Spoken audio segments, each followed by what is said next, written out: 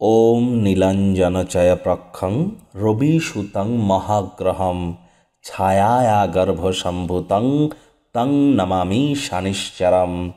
ওম শ্যাম শনিশ্চরায় নমঃ। আজকের এই প্রতিবেদনে আমরা 2024 সাল নিউমারোলজি ওয়াইজ জানি যে স্যাটার্ন এরিয়ার শনির বছর 2+2+4 = 8, দ্যাট মিন্স স্যাটার্ন এরিয়ার শনির বছর। প্রতি 8 বছর অন্তর অন্তর এই বছরটি ব্যাক আসে। আর 2023 সালে লক্ষ্য করে দেখবেন দেবী দুর্গার আগমন গমন দুটিই কিন্তু ঘোড়ায় হয়েছে, লৌহ পায়ায় হয়েছে। তার পরের বছর এই 2024 শনির বছর, কেতুর বছরকে অতিক্রম করে আমরা আসলাম। আর এবছর 5টি গ্রহণ হবে, গুরুত্বপূর্ণ, বিরলতম, ব্যতিক্রমী একটি বছর এটি। আর এই বছরে আমরা মূলত বেশ কয়েকটি প্রেডিকশান আপনাদের জন্য করতে চলেছি, যে প্রেডিকশানগুলি আমাদের মতে দেশ, কাল, স্থান, পাত্র সমস্ত ক্ষেত্রেই প্রভাবিত হবে। ওভারঅল সমস্ত বিষয়ে এই ভিডিওটিতে আমরা আলোচনা করব। অর্থাৎ 2024 সালের ইলেকশনে কে জয়যুক্ত হবে এবং 2024 সালে বড় কী ঘটনা ঘটতে চলেছে আমাদের দেশের সাপেক্ষে, আমাদের রাজ্যের সাপেক্ষে, ওভারঅল সমস্ত বিষয়ে আমরা আলোচনা করব। এছাড়াও আমরা আরও একটি জিনিস সর্বশেষে আপনাদেরকে জানাবো, যাদের জন্মছকে শনি দুর্বল আছে, শনিকে মজবুত করবার জন্য, শনির 7.5, শনির ঢাইয়া চলছে, শনির দশা মহাদশা চলছে, প্রত্যেকের জন্মছকে শনি যে গৃহে অবস্থান করছে সেই গৃহ ওরিয়েন্টেড সুফল দিলেও শনি 3য়, 7ম এবং 10ম দৃষ্টি যে গৃহে পড়বে সেই গৃহকে তিনি এক প্রকার অবনতই করে থাকবেন, এটিও কিন্তু সত্য। আবার এই শনি যদি কারোর জন্মছকে কারক ঘরে বসে যায় তাহলে কিন্তু তাদের দুর্দান্ত কাটবে। যেমন আমি ইনশর্ট যদি নিউমারোলজি ওয়াইজ বলি, যাদের এবছর ভালো কাটতে চলেছে ওভারঅল, কোনো রাশি ছেড়ে দিন, লগ্ন টগ্ন ছেড়ে দিন, আপনার যদি জন্ম 3 তারিখে হয়, 12 তারিখে হয়, 21 তারিখে হয় বা 30 তারিখে হয়, তাহলে কি আপনার বছরটি ভালো যাবে? না, যাবে না। তার কারণ কি? তাহলে আপনি বৃহস্পতির আন্ডারে পড়লেন। তাহলে ভালো যাবে কাদের? দেখুন, আপনার যদি জন্ম 6 তারিখ, 15 তারিখ, 24 তারিখে যদি হয়ে থাকে তাহলে আপনার দুর্দান্ত কাটবে বছরটি। আপনার যদি 5 তারিখ, 14 তারিখ, 23 তারিখে জন্ম হয়ে থাকে বা কোনো মাসের 32 তারিখে যদি জন্ম হয়ে থাকে, অথবা আপনার যদি 8 তারিখ, 17 তারিখ বা 26 তারিখে যদি জন্ম হয়ে থাকে, তাহলে কিন্তু এই বছরটি আপনাদের এক প্রকার বেশ কাটবে। তবে এটি তো আমরা ইন জেনারেল বললাম, এর সাথে সাথে পার্সোনাল ইয়ারও একটা ফ্যাক্ট আছে। পার্সোনাল ইয়ার নাম্বার আমরা কিভাবে কালেক্ট করব? দেখুন, আপনার ডেট অফ বার্থের মধ্য থেকে যে ডেতে আপনি জন্মেছেন তার সাথে সাথে যে মান্থ, দুটোকে ক্যালকুলেট করে সিঙ্গেল ডিজিটে আসুন, তারপর 2024কে যোগ করে 8 হয়, সেটিকে যোগ করে দিন। টোটালটা যেটা সিঙ্গেল ডিজিটে আসবে সেটিই হচ্ছে আপনার পার্সোনাল ইয়ার। আমরা ইনশর্ট এ বিষয়ে এখন আলোচনা করলাম, ডিটেলসে প্রবেশ করব না। যদি প্রয়োজন পড়ে স্ক্রিনে আপনার নাম্বার দেখতে পাচ্ছেন, এনি টাইম আমাদের সাথে কনসাল্ট করতেই পারেন। আমরা এখানে আলোচনা করতে চলেছি দেশ, কাল, স্থান, পাত্র বিশেষ 2024 সালের গুরুত্বপূর্ণ কিছু ভবিষ্যৎবাণী। এটি রাজযোগ চ্যানেলের গবেষণা, দীর্ঘ রিসার্চের ফলস্বরূপ আমরা আপনাদের সামনে প্রস্তুত করতে চলেছি। প্রথম যে ভবিষ্যৎবাণীটি আপনাদের ক্ষেত্রে জানাবো সেটি হলো, দেখুন, শাসক দল, সে কোনো রাজ্য হতে পারে, কোনো দেশ হতে পারে বা কোনো বিদেশ বা কোনো ফরেন কান্ট্রিজে হতে পারে, যারা শাসক দল হিসাবে আছে, যারা অ্যাকচুয়ালি ক্ষমতায় বসে আছে, ক্ষমতায় আসীন আছে, এ বছরটি একটু চ্যালেঞ্জের হতে চলেছে। কারণ শনির বছর, আর শনির সাথে কিন্তু সূর্যের সম্পর্ক ভালো না, পিতা পুত্রের সম্পর্ক ভালো না, আর সরকার মানেই তো সূর্য। তাহলে কিন্তু সরকার পক্ষের সাথে সাথে বিচারক পক্ষের একটা টাসেল অল টাইম এবছর থাকবে, যার ফলস্বরূপ সরকার পক্ষ বা শাসক দলের কোনো না কোনো বৃহৎ আকারের কুকর্ম সম্মুখে উজাগর হতে চলেছে। আবার এ সময় কিন্তু ভারতবর্ষেই, আমাদের দেশে বড় কোনো বৃহৎ আকারের কোনো নেতার মৃত্যু হতে পারে। দেখুন, অনেকে তো মারা যায়, অনেক এমএলএ এমপি মারা যায়। আমি কোনো হিউজ স্কেলের কোনো লিডারের কথা বলছি, যার প্রভাব প্রতিপত্তি যথেষ্ট পরিমাণে আছে এবং ব্র্যান্ড ইকুইটি ভ্যালু আছে। এই ধরনের কোনো একজন বৃহৎ আকারের নেতার অকাল মৃত্যু ঘটতে চলেছে। আবার এবছর কিন্তু জঙ্গি হানাও হতে পারে ভারতে। 26/11 যেমন দেখেছিলেন, অনেকটা ওই ধাঁচেই কিন্তু আবার জঙ্গি হানা ভারতে হতে পারে। ভারতবর্ষের কৃষি জগতে, অর্থাৎ কৃষিকার্যের জগতে খুব একটা যে ভালো যাবে 2024 তা কিন্তু নয়।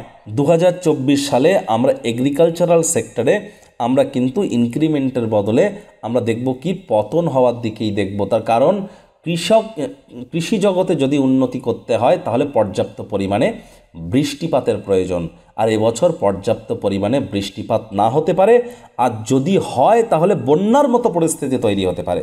বিশেষ করে পশ্চিমী যে রাজ্যগুলো আছে, এই যে গুজরাট বা মহারাষ্ট্র, এই ধরনের যে রাজ্যগুলো, এখানে কিন্তু জল সম্পর্কিত সমস্যা দেখা দেবে। বন্যা হতে পারে, সুনামি আসতে পারে, জলের সংকট দেখা দিতে পারে। জল সম্পর্কিত কোনো সমস্যা পশ্চিমী রাজ্যগুলো কিন্তু এবছর ফেস করতে চলেছে। আবার এবছরই কিন্তু শেয়ার মার্কেট ইন্ডিয়ায় দুর্দান্ত ভালো ফলাফল করবে। নিফটি বলুন, সেন্সেক্স বলুন, ভালো ফলাফল করতে চলেছে। শেয়ার মার্কেট ভালো যাবে। তবে বুধ যখন যখন অস্ত থাকবে, বুধ গ্রহ মার্কারি যখন যখন অস্ত থাকবে, তখন শেয়ার মার্কেটে পতন আসতে পারে, বা তখন কিন্তু শেয়ার মার্কেটে ভলাটিলিটি বেড়ে যেতে পারে। এটিও কিন্তু খেয়াল রাখার প্রয়োজন আছে। আবার এটি যেহেতু শনির বছর, তাহলে oil, leather, gas, fuel, iron, machineries, engineering, mining sector, এই ধরনের সেক্টরে যারা বেশি ইনভেস্ট করবেন, রিয়েল এস্টেটের সেক্টরে যারা বেশি ইনভেস্ট করবেন, তারা লাভান্বিত হতে চলেছেন। অর্থাৎ তেল, গ্যাস, খনন কার্য, এই ধরনের কাজ, বা engineering sector, steel, iron industry, machineries, real estate, সেখানে কিন্তু দুর্দান্ত ফলাফল আপনারা পাবেন শেয়ার মার্কেটে যারা এই ধরনের সেক্টরগুলোতে অর্থ বিনিয়োগ করবেন 2024 সালে। আবার এবছর কিন্তু মেটালের দাম বাড়তে চলেছে। সোনা, রূপোর দাম আপনারা যতটা ঠিক করবেন যে বাড়বে বছরের শেষ পর্যন্ত বা দিওয়ালি আসার আগে পর্যন্ত, তার থেকেও কিন্তু 5 to 10% ইনক্রিমেন্ট হতে পারে, এটিও কিন্তু সত্য। আবার এবছর রিয়েল এস্টেটের দাম বাড়বে। রিয়েল এস্টেট সেগমেন্ট কিন্তু অনেকদিন ইন্ডিয়াতে ডাউন আছে, এরা অ্যাক্ট আসার পর থেকে। এবার কিন্তু রিয়েল এস্টেটে আমরা একটা বুম অনুভব করব। অর্থাৎ রিয়েল এস্টেটের জগতে কিন্তু দুর্দান্ত ভালো ফলাফল শুধু 2024-এ তাই নয়, 2025-এও। 2025 তো মঙ্গলের বছর, ডাইরেক্ট রিয়েল এস্টেটের বছর। তাহলে 2025-এও কিন্তু আমরা রিয়েল এস্টেটের জগতে 2024-25-এ দুর্দান্ত ফলাফল লক্ষ্য করব। যারা রিয়েল এস্টেটের জগতে আছেন তারা দুর্দান্ত ফলাফল পেতে চলেছেন, বেশ ভালো মুনাফা লুটতে চলেছেন। আবার দেখুন, ভারতের সাথে এ সময় প্রতিবেশী দেশগুলির সম্পর্ক খারাপ হবে। দেখুন, ভারতের সাথে পাকিস্তানের সাথে সম্পর্ক খারাপ, চীনের সাথে সম্পর্ক খারাপ, কিন্তু শ্রীলঙ্কা, নেপাল, মালয়েশিয়া বা ভুটান, আরও অনেক তো প্রতিবেশী দেশ আছে। একে একে দেখব আমরা প্রায় প্রত্যেকটি প্রতিবেশী দেশের সাথে ভারতের কোনো না কোনো সমস্যা হঠাৎ করে বৃদ্ধি পেতে শুরু করেছে। অর্থাৎ ইন্ডিয়ান যে ফরেন মিনিস্ট্রি, সেখানে কিন্তু হালচাল হতে চলেছে। এস জয়শঙ্করের অনেক কাজ বাড়তে চলেছে। অবশ্যই 2024 সালে মোদি গভর্নমেন্টই সরকারে আসতে চলেছে, এ বিষয়ে কোনো সন্দেহ নেই, এবং মেজরিটি নিয়েই মোদি গভর্নমেন্ট ব্যাক আসবে। তবে সেখানেও কিন্তু আমরা লক্ষ্য করব অনেক ছেড়ে যাওয়া সঙ্গী এনডিএ জোটের তারা কিন্তু আবার ব্যাক আসবে। অর্থাৎ তারা আবার কিন্তু মোদির হাত ধরতে চলেছে, এবং এনডিএ জোটের মধ্যে বা বিজেপি পার্টির অভ্যন্তরে মূল শাসক যিনি, অর্থাৎ প্রধানমন্ত্রী নরেন্দ্র মোদী ছাড়া বাকি যে সমস্ত নেতা সমূহেরা আছেন তার আশপাশে, তাদের প্রভাব প্রতিপত্তি ক্ষুণ্ণ হতে চলেছে। যারা বিগত 7-8 বছর ধরে কর্ম করে যাচ্ছেন, কোনো সুফল পাচ্ছেন না, তাদের এবার সুফল পাওয়ার টাইম এসেছে। আর যারা বিভিন্ন কুকর্ম করেছেন বিগত 8 বছর ধরে, তাদের কিন্তু এবার কুকর্মের ফলাফল আপনারা পেতে চলেছেন।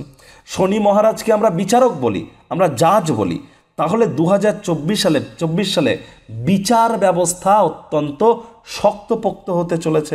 শনি মহারাজ নিজেই তো বলেন, ধর্মপ্রাণ হও, কর্মনিষ্ঠ হও, মাতৃভক্ত হও, বাসি খাদ্য খাবার খেও না, আশপাশ পরিষ্কার পরিচ্ছন্ন রাখো, নিজেও পরিষ্কার পরিচ্ছন্ন থাকো, সব কিছু প্ল্যানিং মাফিক, রুটিন মাফিক করার চেষ্টা করো।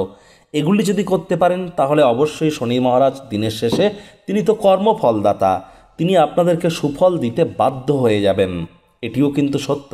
আর যাদের শনি 7.5 ঢাইয়া চলছে বা জন্মছকে শনি খুব দুর্বল অবস্থানে আছে, তারা আমাদের সাথে তো যোগাযোগ করতেই পারেন।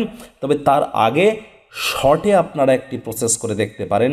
শনি মন্দিরে শনিবারের দিন সরিষার তেলের একটি লাল রঙের প্রদীপ আপনারা গিয়ে জ্বালান এবং তার মধ্যে আপনারা 2টো লবঙ্গ এবং সামান্য একটু কর্পূর নিজের মুখ দিয়ে ফুঁ দিয়ে তারপর ওই প্রদীপের মধ্যে রেখে দিন, তারপরে প্রদীপটাকে জ্বালিয়ে দিন।